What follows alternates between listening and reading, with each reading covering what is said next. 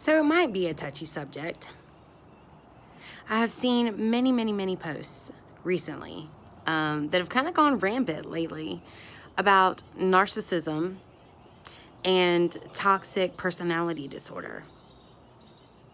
What are those? And how do we attract those into our lives?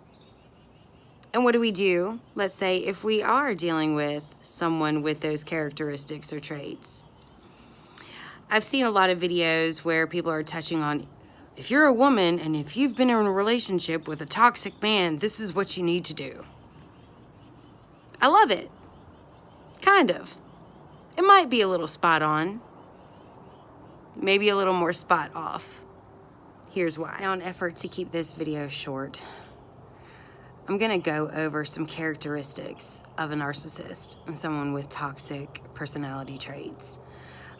We're also gonna talk about the law of attraction and vibrational matches. Women who have tried to love them. So as a woman, it's in your best interest to know what symptoms to look for, because regardless of a diagnosis, those symptoms can still have long-term negative effects on you.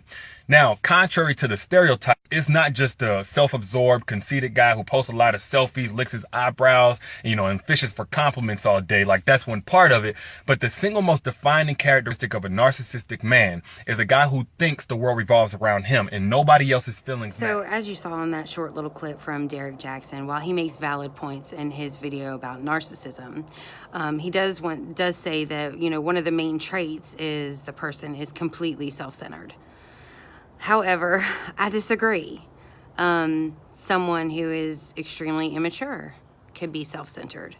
There's a big difference between someone who is immature in a relationship for the wrong reason versus someone who is narcissistic or has toxic personality. So here's what we need to know about narcissists. Narcissists are hypocrites. They pretend to have morals and values that they really don't possess.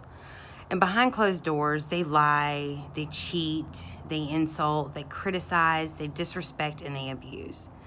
They can do and say whatever they want, but how dare you say anything back to them? They have a whole set of rules for others that they don't apply to themselves. Narcissists and those with toxic personality traits they enjoy provoking negative emotions in others in order to get a reaction. They often accomplish this by saying something rude, insensitive, or cruel. And then they shame us for feeling any kind of emotions. They claim that you're crazy or saying you're overreacting, calling you a drama queen, or trying to make you feel like your emotions were wrong or invalid. So here's why.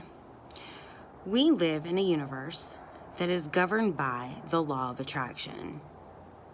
If you don't know what the law of attraction is, or if this is the first time that you're hearing of it, I suggest maybe watching some YouTube videos. Teal Swan is awesome, talking about the law of attraction. But basically, it is the attractive magnetic power of the universe that draws energies together. And it manifests through the power of creation. So to simplify it, like a mirroring effect, what we think, what we desire, what we focus on is what will manifest into our lives. So I may have lost a couple of y'all. That's okay. You can catch back on in just a minute. So it all ties together based on the law of attraction.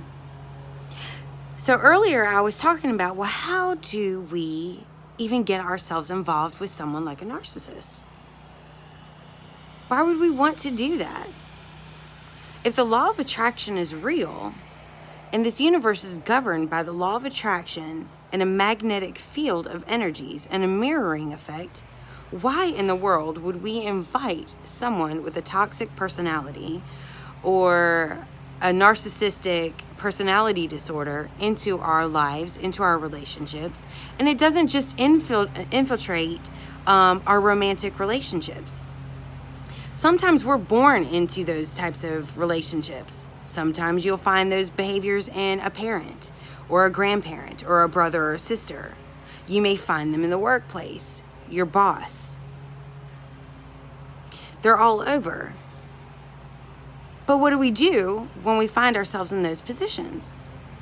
How do we counteract what is in our lives? The answer to that is we need to recognize that we first would have had to have been a vibrational match to those characteristics or those traits or that person, or that narcissist or that toxic person that's entered our lives or our situation or our environment.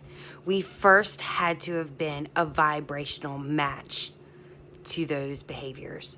So if what I'm saying is true, and we first had to have been a vibrational match to all of the things ugly and scary about a narcissist or someone with toxic behavior, we have to realize that we are holding that within ourselves first. So how do we counteract that? Self-love. Self-love is the answer. If you have high self-esteem, if you operate from a place of love and self-respect and self-dignity and knowing your worth and your value in this world, and you are following your joy, if you are doing what makes you feel good, what feels right, and you are following your passion, there is no way that you could be a vibrational match to someone or something that is toxic. So now that we know how we manifest these things into our lives, you still might not believe me. Well, I wanted to be in a relationship. He was nice and charming.